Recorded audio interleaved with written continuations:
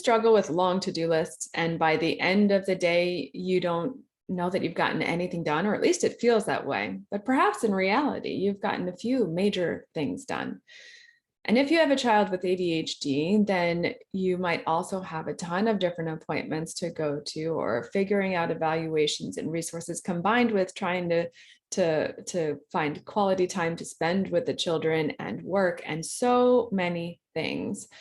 Well, my name is Veronica, and I'm on this journey to figure out what matters most when parenting a child with ADHD and what can make the biggest difference. So today we're going to speak with Monique, because Monique has, in this particular area, a really excellent skill set of how to handle time and schedules and what to do. She's had her own story of going through this with her child with ADHD. And in the end, she'll share a tip for how to get started when we're looking at this area of scheduling and managing time. Enjoy. Today, we have with us on ADHD What Now, Monique, who creates bespoke design and planner tools. And so she has helped hundreds of people to go through this process, and she's done it for her own family, as she has a child with ADHD too, and she's going to share a little bit with us about what that experience was like today. So I'm so thankful to welcome Monique, who is a breath of fresh air and a light, and thank you for being here today. Well, thank you so much for having me. It's an absolute pleasure. I could talk about planning and organizing for days. I can tell it like lights you up.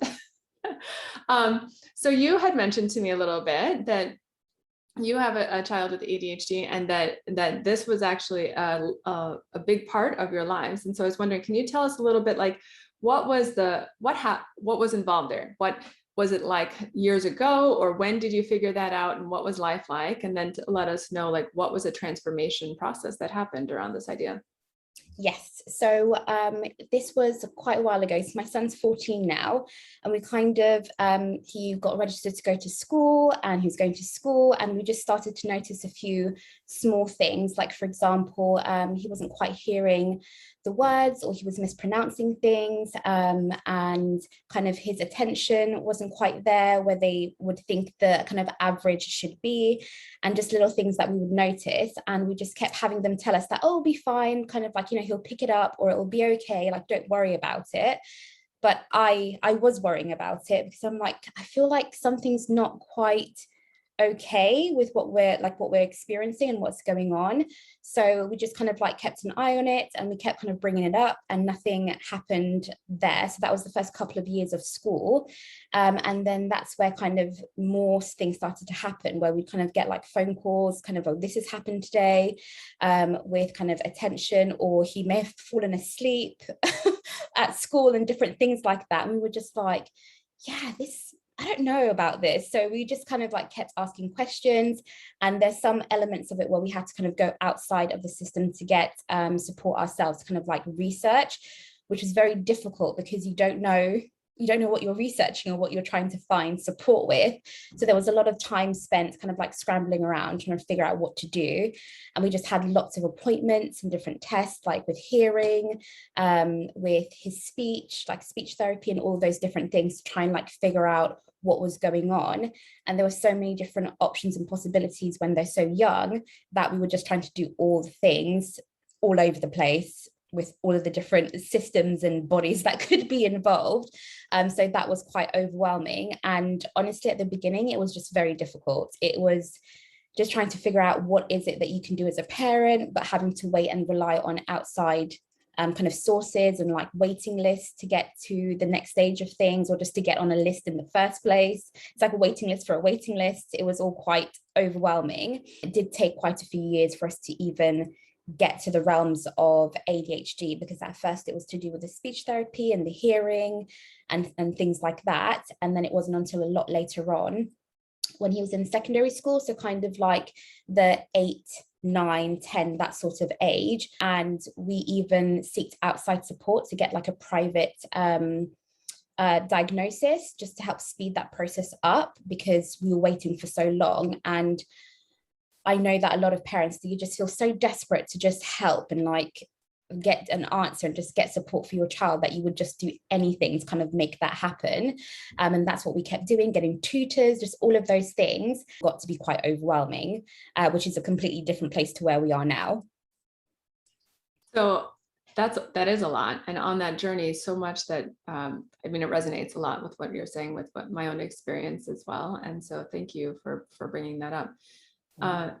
As you had mentioned that you had gone through this process, speaking specifically about schedules. Let me go back. Speaking specifically about schedules, you're speaking and I'm thinking, oh my goodness, I remember all of those things and everything that's going on, and you just feel like you can't catch up really necessarily. So I can see how the services that you offer now just would be so valuable to yourself back then. Is that a skill set that you had then, or is this scheduling and planning that you are now very proficient in? Was that something that you did then, or is that something that you developed along the way in support of your family and your child?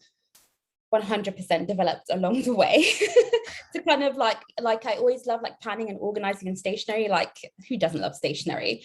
But as a whole, that process that we had to go through, trying to keep track of all the different things that they wanted you to record, trying to keep track of all the appointments that you had to keep track of, trying to keep track of the length of time in between things to then be able to follow up with the department if they didn't get back to you, while also just trying to live just daily, just the daily things that you have to do as a parent, as an adult, trying to put all of those things together. That's a part of what helped me to kind of go, okay, we need to have some sort of system. We need to have some sort of structure that we can catch all this information, because it's just physically impossible for me to hold it all in my head and try to do it all on my own. So yeah, definitely something learnt along the way. Can identify with that too. Like I remember being like, oh, I just have to remember that appointment and it's no problem. And then I got to this point where I was just missing appointments all over the place. Like, no, I need to figure this out.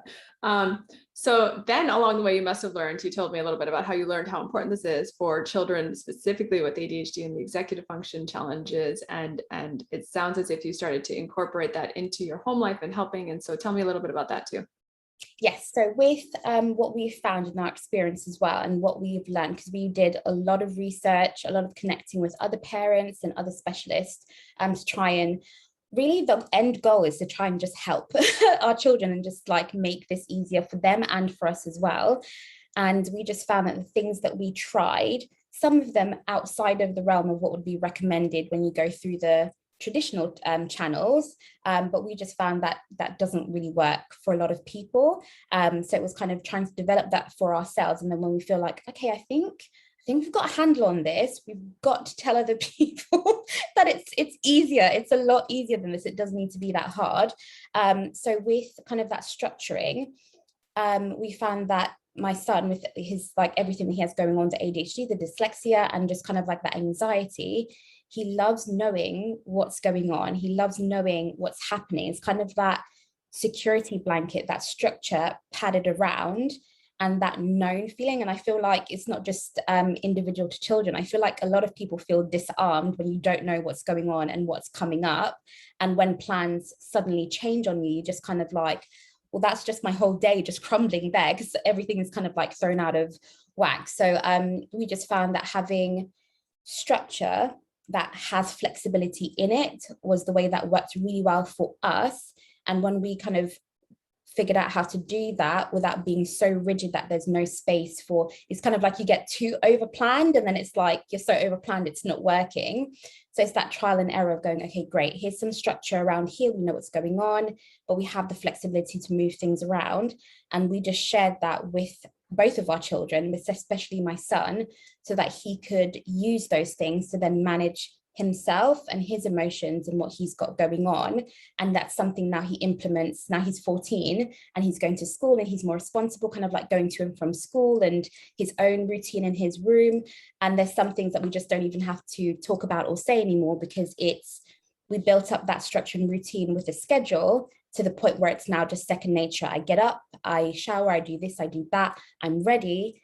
Then I have this free time to do X, Y, Z, and it's all kind of sorted, pre-approved, all done. So that's how we've kind of like done that for ourselves, and then modified it for our children so that they can then implement and take responsibility for that. So what does that feel like now then? Amazing. It sounds amazing. It's honestly, it's so helpful, even just reflecting on the difference from where we were to where we are now, and just the different phases that we had to go through to get to this point. It's just kind of like we've got to scream and shout that it doesn't have to be that hard. Like, you don't have to end the day in tears because everything is just kind of crumbling with the plan that you're trying to keep, or everything that you're trying to put together. Or if you've got a child who's just kind of reacting because things are out of control for them, and you're just out of control for yourself because you're just like, I don't know how to help myself. How do I even know how to help them to get stuff done? So yeah, it's a massive difference to where we are now. Mm-hmm. And the idea that your son now is able to take ownership of that and build those skills and has had enough practice that he does take ownership of that, like that's fantastic as well. Brilliant. Yeah, just the kind of like, for example, I don't know how many of you guys will experience that mood shift where they will go from like 0 to 100 like so quickly when something isn't quite right. And those are the other things that we built into that schedule and structure, that, oh, if these type of things pop up, it's okay. Like, we don't have to kind of like freak out about it. It's okay. These are the things that we can have in place and padding around them to help us kind of bring it back down. It may not be like, oh, we've gone from 0 up to here and now we're back down to 0. It may be coming down half, or kind of like even just a touch can be a massive help for just everyone involved, like the children themselves and the adults and anybody else who's in the household as well. Amazing. So from your work and working with other families as well, do you identify like what are some common roadblocks that people have to figure out how to break through, so to speak? Yes, so it's kind of not having a structure in place for yourself first, to know what are the things that you need to take care of, what are the things that you need to organize for yourself, what are the things you need to organize for your family, like having that really clear understanding of like, what actually is it, like before you try to think, oh my god, I've got all of these things, what are the things, and kind of like really mapping them out, whether you're getting them down on paper, whether you're getting it down in a digital system, just having a good grasp on what are the things to then know what to do with the things after there. That's one of the first steps I always talk about, knowing what they are first before you then try to sort them out. Mm-hmm. That's a great starting point. So Monique, one of the problems that I've had is I go to the store and or I've looked online for like, how do I get the system in place? And the problem is I'm like, okay, I like this part, but not that. And I like the way this one is visual, but it doesn't have the visuals that I need. I need other visuals and things like that. So just speak into that for a second. Like what do I do? So when you're trying to build a structured system for yourself, it's kind of like letting go of all of those expectations and kind of like structured forced grids, because they don't work for a lot of people. And I think people are like so wanting to get organized that they're so focused on that system and that structure that they don't realize that they need to modify and make it individual for their lifestyle and how they function and how their children function, to make it bespoke. So it's kind of looking at what parts do we need, which elements. And that's one of the reasons why I love creating bespoke stationery and planners for people, because they can have what they need in there. It's like when you have like a doodle section, it's like, I don't doodle, I don't need to doodle, I want to get organized. So it's just kind of like knowing, it's when you figure out what works for you and what doesn't, bringing those elements together and allowing that space and flexibility, and knowing that, yes, things can move and things can change. And also, really importantly, it's that the plan that you may start with a month ago, 3 months ago, a year ago can change. Like, you don't have to just rigidly stick to it, because you will change, your children will change, they'll go into a different phase, life will change, like whether you kind of maybe switch jobs or you're doing something different. And it's having those skills to troubleshoot for yourself and go, this is what used to work, this is what's not quite working anymore, so this is what I need to do, and kind of switch things around. And then, okay, great, this is what the new schedule looks like for now, and it can change again, and that's completely okay. Thank you so much. So what I appreciate is just hearing the struggle from where you were before and the story of like, yeah, I want to be able to have that for my family, and that peace of mind and that flexibility, and to get rid of that feeling like, oh my gosh, I just didn't do it again, and the negative self-talk that starts to go along with that. So thank you so much for coming on. And where can people find you online? Yeah, so I'm hanging around a lot on Instagram, where I can share like my work and different tips and things on my stories. And it's The Right Stationery with the ERY at the end, E for envelope with the stationery. And that's where I am. Awesome. And yeah, I would just encourage anybody, wonderful tips and tricks, and getting to be able to break through this. I find I need help. Like school didn't train me for this either. And to have this life skill is just like, it's a phenomenal life skill to have, and can just reduce stress so much, and then bring peace more into the family unit as a whole once this system is figured out. So thank Yeah, you, Monique, for coming on and letting us know exactly what is sure. possible. And it's been a pleasure to speak with you. Thank you so much for having me. Bye-bye.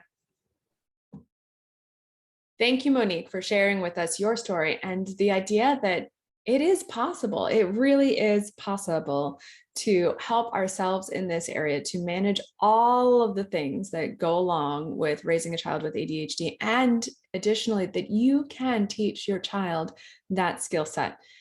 So the hope just that that is possible can make a world of difference. And in this month, inside of our parent community called Flourish, that's exactly what we're doing. We're looking at schedules for freedom and function, and going over how to do that for us as grownups, and for our children, helping our children grow that skill set as well. So that's what we're covering with Monique as our guide. And if you're at all interested in joining us, then check out the link in the comments below and you can sign up, and we look forward to seeing you there.